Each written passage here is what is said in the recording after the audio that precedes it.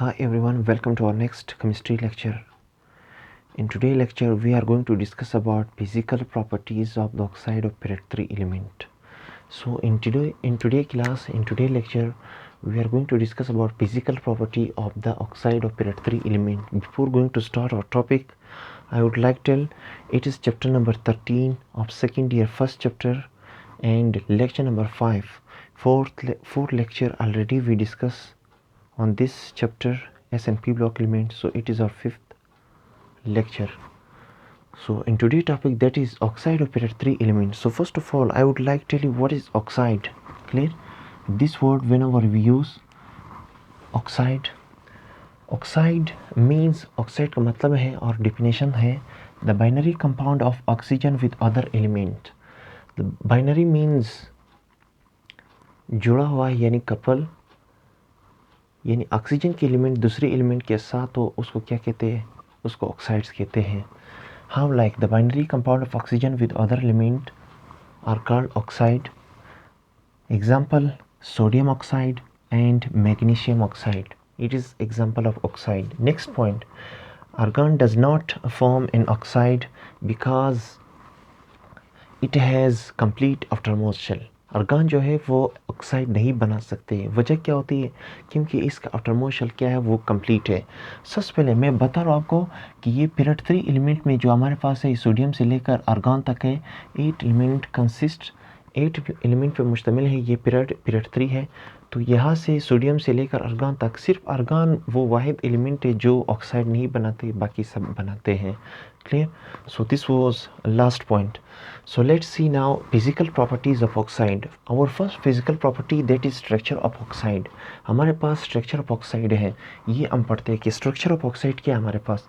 First point क्या है? The sodium oxide, magnesium oxide and aluminum oxide consist of joint structure of metal. ये point पे ये बता रहे कि sodium oxide, magnesium oxide and aluminium oxide consist of joint structure. Joint mean large structure and complex structure of metals from magnesium and oxygen. Whenever magnesium and oxygen combine, they form magnesium oxide. Here magnesium give two electron to oxygen, but oxygen accept 2 electron from magnesium, it become magnesium oxide.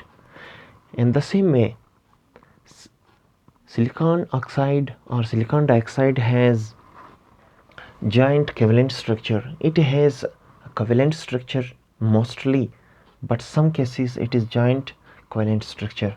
Next point, both the oxide of phosphorus, sulfur and chlorine have simple molecules.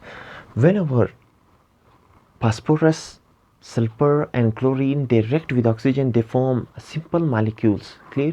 Simple molecules are formed in these cases whenever they react, oxygen react with sulfur, phosphorus and chlorine, so it forms simple molecules. So this was first physical property. Now, so this was first. In this first, phosphorus, sulfur and chlorine, they are non-metal. Clear?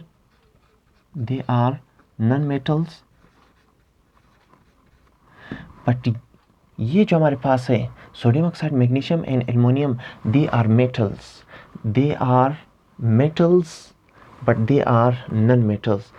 These non-metals they form weak intermolecular forces, but they are strong attractive.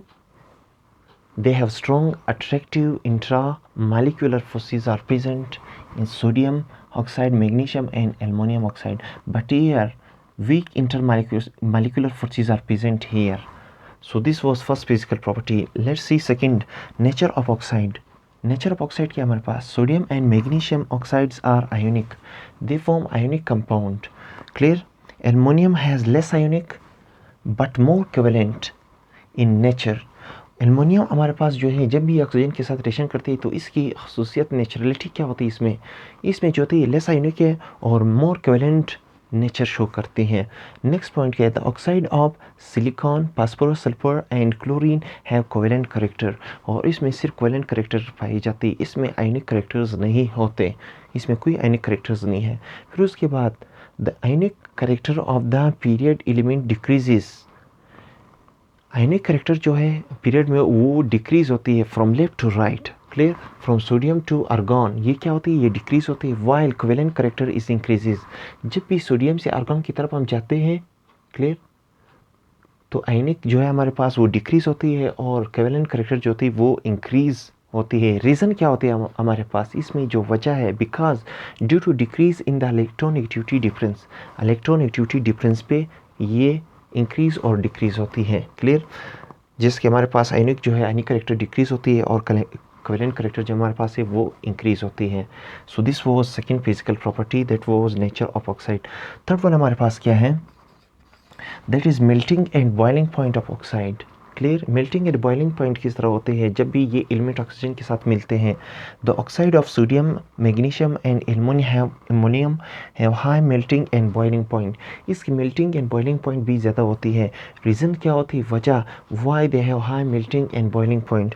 So first point that is they are ionic, ये ionic है, and a lot of energy required, और इसके लिए बहुत सी energy की ज़रूरत होती है ताकि इस बॉन्ड को हम ब्रेकते हैं, clear, to break the strong attractive force between the ions, clear, ये आइंस के दरमियान जो अट्रैक्टिव फोर्स है उसको ब्रेक करते हैं, तो इसके लिए ज़्यादा एनर्जी की ज़रूरत होती है। ये आइंस हमारे पास क्या है, यहाँ ये कैटायन भी हो सकते हैं, कैटायन, और एनायन भी हो सकते हैं। इसमें पॉजिटिव आइंस होते हैं या नेगेटिव आइंस, दोनों की इम्कानात होते हैं।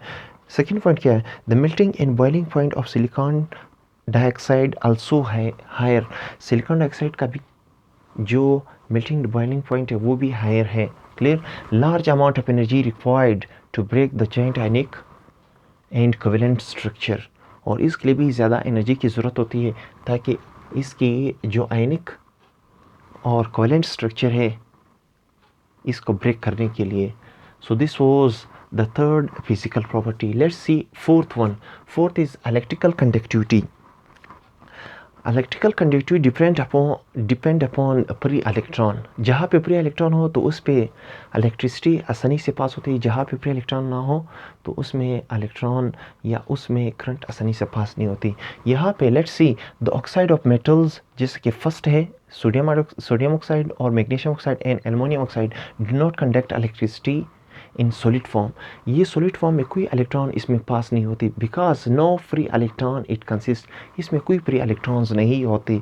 रीज़न क्या होती है, due to absence of mobile electron.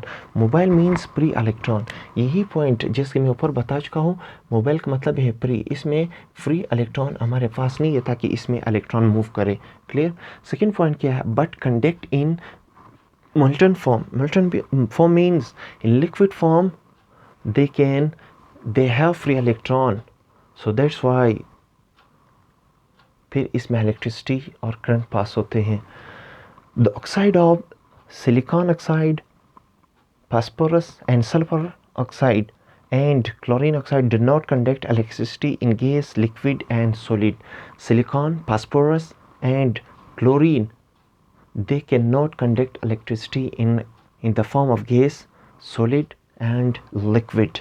Reason why they cannot, none of them have free electron। इसमें free electrons नहीं होते। जिसमें free electron हो तो उसमें इलेक्ट्रिकल कंडक्टिविटी आसानी से होती है, और जिसमें फ्री इलेक्ट्रॉन ना हो तो उसमें इलेक्ट्रिकल कंडक्टिविटी आसानी से नहीं होती। And they are in the form of molecules, और ये मालिक्यूल्स की हालत में होती है, clear. So that's why no free electrons, so no current can flow in this situation. So therefore they must have a free electron to conduct easily. So this was my topic, and this was a fourth physical property which I explained. So this was my topic which I delivered in the print of view, that was physical property of the oxide of period 3 element, clear. So see you, thanks for listening and watching my video.